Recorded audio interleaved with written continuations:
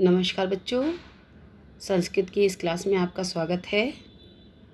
आज हम व्याकरण में संधि पढ़ेंगे। बच्चों, संधि का अर्थ है मेल। जब दो या दो से अधिक वर्ण आपस में मिलते हैं और उनसे कोई परिवर्तन प्राप्त होता है, उसे हम कहते हैं संधि। ठीक है बच्चों, कैसे? पहला जैसे मैं आपको बताती हूँ कि आपके पास है सूर्य जमा अस्तः, तो पूर्व पद का अंतिम वर्ण, पूर्व पद यानी पहले पद का, पहले शब्द का अंतिम वर्ण। सूर्य में अ है, अंतिम में या में अ है। कैसे बनता है सूर्य? स उ र य अ, तो य में क्या है? अ है। और उसके बाद दूसरा वर्ण हमारे पास है सूर्य धन अस्तः, तो अ है। तो पूर्व पद का अंतिम वर्ण अ हुआ सूर्य में, और अस्तः यानी कि परवर्ण उत्तर पद का है ना, यानी कि उत्तर पद कौन सा हुआ? दूसरा वर्ण, या परवर्ण दूसरा वर्ण। तो उत्तर पद का पहला स्वर या अक्षर कौन सा हुआ? अ, तो क्या बना? आ। ठीक है, तो हमारा परिवर्तन क्या प्राप्त हो गया? सूर्यास्त, यानी आ हो गए। ठीक है बच्चों, तो आप समझिए, जब दो वर्ण मिलते हैं और उनमें कोई भी परिवर्तन आता है तो उसे हम कहते हैं संधि। अब बच्चों, संधियाँ तीन प्रकार की होती हैं: स्वर संधि, व्यंजन संधि, विसर्ग संधि। स्वर के साथ, स्वर संधि में क्या होता है? जब स्वर के साथ स्वर का मेल होता है तो वो कहलाती है स्वर संधि। स्वर के साथ स्वर का मेल होगा और परिवर्तन प्राप्त हो जाएगा, तो उसे क्या कहते हैं? स्वर संधि कहते हैं। व्यंजन संधि में व्यंजन के साथ व्यंजन का मेल होने पर परिवर्तन हमें जो प्राप्त होगा उसे हम व्यंजन संधि कहते हैं। विसर्ग संधि, विसर्ग संधि में विसर्ग के साथ स्वर या व्यंजन दोनों में से कोई भी हो सकता है बच्चों, तो जो परिवर्तन हमें मिलेगा उसे हम विसर्ग संधि कहते हैं।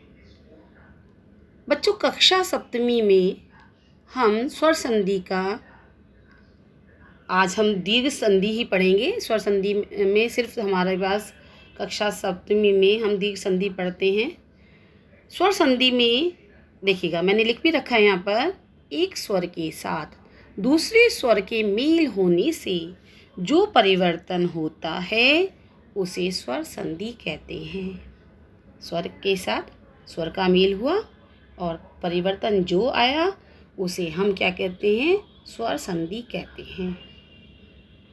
स्वर के साथ स्वर का ही मेल होगा। स्वर संधि में निम्नलिखित संधियाँ मुख्य हैं।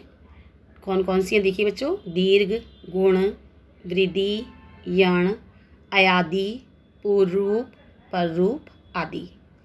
प्रकृति भाव संधि और भी होती है, लेकिन हम सप्तमी कक्षा में सिर्फ दीर्घ, गुण, वृद्धि ही पढ़ते हैं, लेकिन हम अभी दीर्घ संधि ही पढ़ेंगे।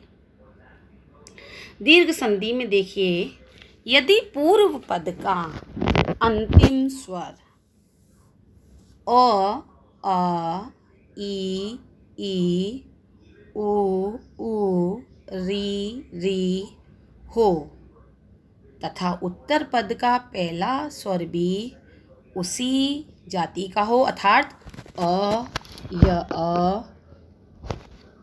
ई, उ, री, तो दोनों के स्थान पर ही क्या हो जाता है? दीर्घ हो जाता है। यानी ह्रस्व के साथ ह्रस्व का मेल होने पर भी दीर्घ, ह्रस्व के साथ दीर्घ का मेल होने पर भी दीर्घ। ठीक है बच्चों, ह्रस्व के साथ दीर्घ का मेल हुआ तो भी दीर्घ पर हमें परिवर्तन प्राप्त होगा, और दीर्घ के साथ ह्रस्व का मेल हुआ तो भी दीर्घ ही होगा। हर स्थिति में हमें जो परिवर्तन प्राप्त होगा वो दीर्घ प्राप्त होगा। मैंने लिख भी रखा है यहाँ पर ओ। ठीक है, पहला पद का अंतिम स्वर अगर अ है और उत्तर पद का पहला वर्ण भी अ है तो परिवर्तन क्या होगा? अ। दूसरा देखिए, अगर हमारे पास पूर्व पद का अंतिम स्वर अ है और उत्तर पद का पहला स्वर भी आ है तो परिवर्तन आ ही प्राप्त होगा। ऐसे ही अगर यदि हमारे पास अ धन अ है, धन माने प्लस होता है बेटा, ठीक है, अ धन अ है तो भी परिवर्तन आ ही प्राप्त होगा। ह्रस्व अ दीर्घ, ठीक है, तो भी क्या होगा? आ।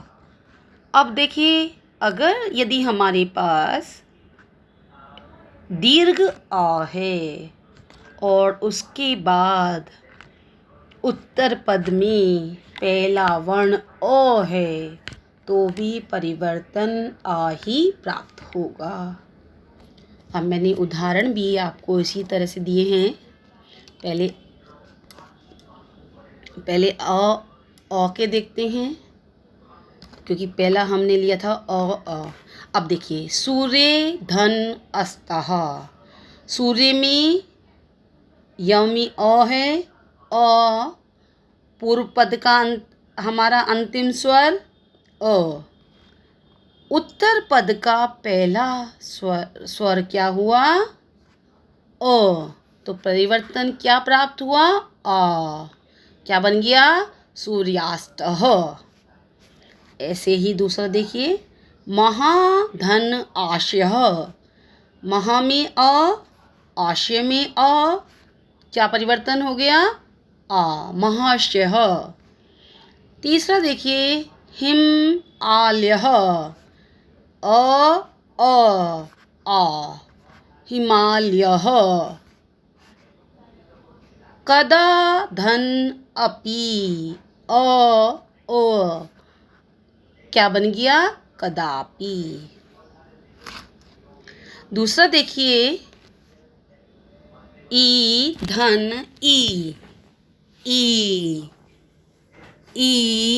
धन ई, ई धन ई, ई धन ई। देखिए, अब पूर्व पद का अंतिम स्वर ई है और उत्तर पद का भी अंतिम स्वर ई है तो परिवर्तन ई प्राप्त हुआ, यानी कि दीर्घ ही प्राप्त हुआ। अब हम उदाहरणों से इसे समझेंगे। मेरे पास पहला उदाहरण है हरि जमा इच्छा, ई धन ई, हरि इच्छा। दूसरा, रजनी धन ईशः, ई रजनीशः। मुनि धन ईशः, ई मुनीशः। शची जमा इंद्रः, शची में ई धन ई, शचीन्द्रः, ई हो गया, ठीक है। तीसरा उदाहरण देखिए बच्चों। तीसरा आप इसमें देखिए कि हम कैसे करेंगे इसे। इसी तरह से हम उ धन उ को भी क्या बनाएंगे? ऊ धन ऊ को भी ऊ धन ऊ धन ऊ।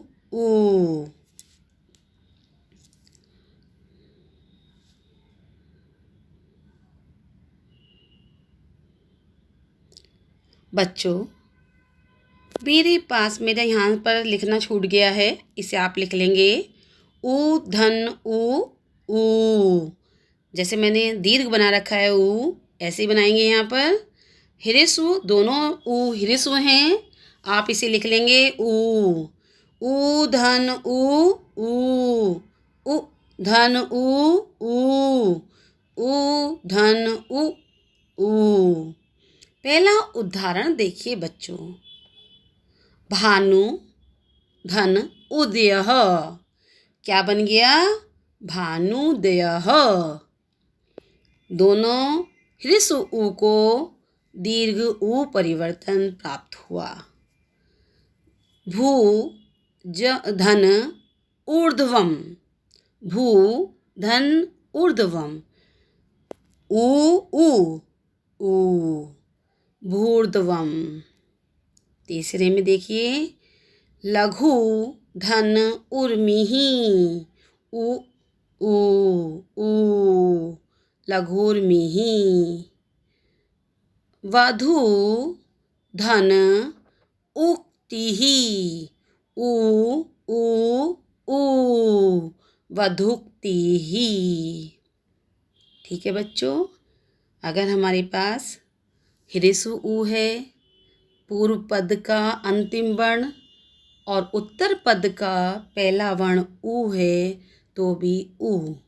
दोनों हमारे वर्णों में अगर दोनों जो हमारे पद हैं उसमें पहले पद के अंतिम वर्ण में दीर्घ ऊ है, उत्तर पद के पहले वर्ण में दीर्घ ऊ है, तो भी ऊ।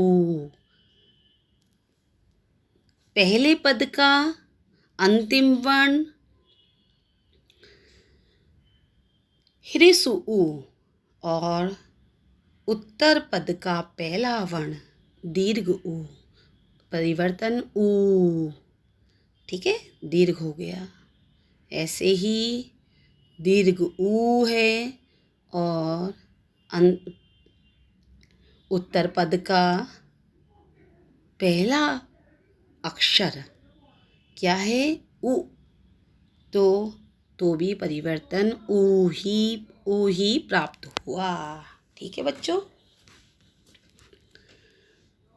हर स्थिति में दीर्घ ही प्राप्त हुआ। अ धन अ, ई धन ई, ऊ धन ऊ। ठीक है बच्चों, अ धन अ, ई धन ई, ऊ धन ऊ। अब री धन री। ठीक है, अब इसे पढ़ेंगे हम। री के बाद री आने पर री होता है। ठीक है, री धन री। पहला उदाहरण मैंने लिखा है आपको, पितरी धन ऋणम, पितृणम। मातृ धन ऋणम, मातृणम। ठीक है, यानी कि री आपकी दीर्घ हो गई। इसका मतलब है पितृ धन ऋणम का पितृणम, पिता के द्वारा जो ऋण होता है हम पर, ऋण माने कर्ज। ठीक है, उसे पितृणम कहते हैं, ऐसी मातृणम को भी कहते हैं। ठीक है बच्चों, आप इसको अपनी कॉपी पर लिखेंगे और बहुत अच्छी तरह से इन्हें समझेंगे। इसके बाद कल क्लास में मैं आपको इसके एग्जाम्पल्स दूंगी, जिन्हें आप स्वयं करेंगे और मुझे सेंड करेंगे। धन्यवाद बच्चों।